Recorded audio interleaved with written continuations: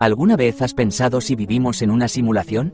¿Cómo reaccionarías ante la afirmación de que soy un pony rosa invisible detrás de ti? ¿Es posible refutar esta afirmación?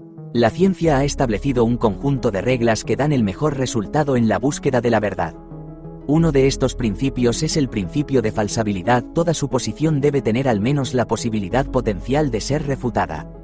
El segundo principio importante se llama la navaja de Occam. Agregar un nuevo concepto a la explicación de los fenómenos solo es adecuado cuando se han agotado todas las posibilidades de explicación basadas en los hechos conocidos. Nuestro mundo es autosuficiente y no requiere la hipótesis de una simulación para explicar su existencia, y si no se puede refutar, su veracidad es apenas mayor que la afirmación de que soy un pony rosa invisible detrás de ti. ¿Alguna vez te has preguntado cuál es el significado de la vida? La energía es un recurso limitado. Al gastarla, esperamos obtener un resultado. Ya sea que queramos ver una serie de televisión o explorar el espacio, las acciones que nos acercan a nuestro objetivo están llenas de significado, mientras que otras carecen de él. Pero, ¿es posible comparar la propia vida con una acción significativa? Las criaturas que no se adaptan a las condiciones adecuadas o cuyos genes no estimulan suficientemente el comportamiento para dejar descendencia no se reproducen.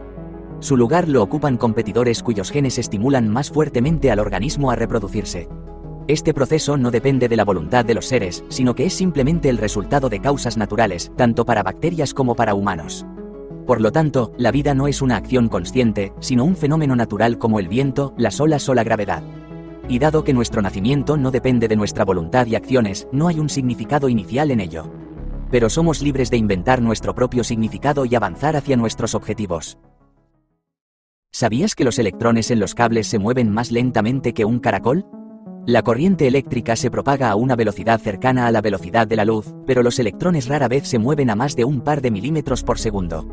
¿Cómo es esto posible? La electricidad no es el movimiento de los electrones, sino el movimiento de ondas entre ellos. Piensa en un tren. Cuando la locomotora comienza a moverse, arrastra el primer vagón, que a su vez arrastra el segundo, y así sucesivamente hasta el final del tren. El tren entero puede desplazarse solo unos pocos metros, pero el movimiento de vagón a vagón se propaga casi instantáneamente. Lo mismo ocurre en los conductores. Los electrones están estrechamente empaquetados y cuando uno se mueve, empuja a los electrones delante de él en esa dirección. Así comienza una reacción en cadena que se propaga a miles de kilómetros en un instante. Esta onda es la electricidad. Al mismo tiempo, los electrones en sí mismos viajan en promedio 1 milímetro por segundo, lo que es 1,5 veces más lento que el caracol en el mismo tiempo. ¿Pueden los agujeros negros ser otros universos? Los agujeros negros son objetos increíblemente densos, cuya gravedad es tan fuerte que nada puede escapar de ellos. En el centro de las galaxias hay enormes agujeros negros, pero la mayoría de los agujeros negros tienen un tamaño de solo unos pocos kilómetros y algunos son incluso más pequeños que un átomo. ¿Realmente podría caber todo un universo en un espacio tan pequeño? La gravedad curva el espacio y la gravedad de los agujeros negros lo curva tanto que lo absorbe hacia su interior. Incluso la luz cae en un agujero negro junto con el espacio a través del cual viaja. Esto implica que dentro del agujero negro hay mucho más espacio del que ocupa. Además, dado que el proceso de absorción es constante, podemos suponer que, desde la perspectiva de un observador dentro del agujero negro, este se expande constantemente. El espacio de nuestro universo también se está expandiendo constantemente y, al igual que en el caso del agujero negro, nada puede escapar de sus límites. En este sentido, los agujeros negros y nuestro universo son muy similares. ¿Alguna vez te has preguntado por qué los humanos no tienen pelo? Nuestros antepasados vivían en los árboles. En tiempos de peligro, se refugiaban en lo alto. Estos episodios no duraban mucho y no requerían resistencia física. Después de la transición a un estilo de vida terrestre, la situación cambió. En la sabana es difícil esconderse, por lo que hay que huir del peligro. Correr durante mucho tiempo calienta el cuerpo. Al calentarse hasta 40 grados, las proteínas se descomponen y el organismo deja de funcionar normalmente. La ventaja de caminar erguido es que el área del cuerpo que es enfriada por el viento es mayor que en posición horizontal. Las glándulas sebáceas que lubrican el pelo liberaban una pequeña cantidad de agua.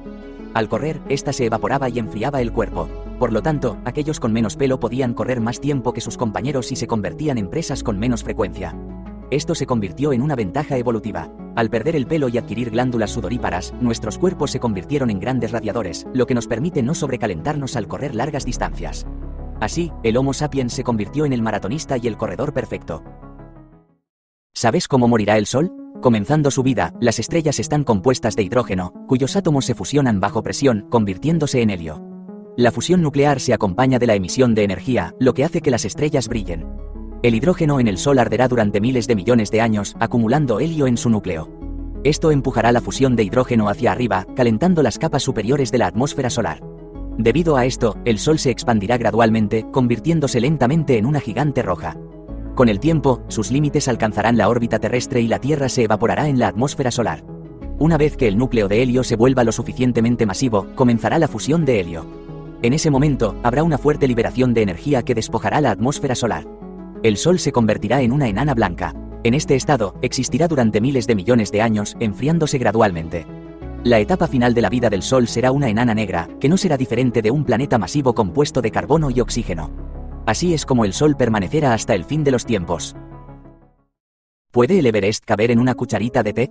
Casi el 100% de la masa del átomo está concentrado en su núcleo, pero el núcleo en sí ocupa solo una billonésima parte de su volumen. Cuando una estrella más masiva que el Sol en más de 10 veces llega a los últimos estadios de su vida, su núcleo consiste principalmente en hierro. La síntesis de átomos de hierro no es energéticamente rentable, por lo que no se fusionan, sino que se acumulan, haciendo que el núcleo sea más masivo. Con el tiempo, esto crea en el núcleo de la estrella tanta presión que las fuerzas que mantienen a los electrones en órbita atómica ceden bajo la gravedad, y los electrones caen sobre los protones formando neutrones. Los tamaños de los átomos disminuyen en 1 trillón de veces, y sus núcleos, al volverse neutros, se fusionan. La caída de los electrones va acompañada de una enorme liberación de energía, conocida como supernova, que dispersa la atmósfera estelar y deja solo el núcleo de la recién formada estrella de neutrones. La masa de una cucharita de su material es de 6.000 millones de toneladas, ligeramente más que la masa del Everest.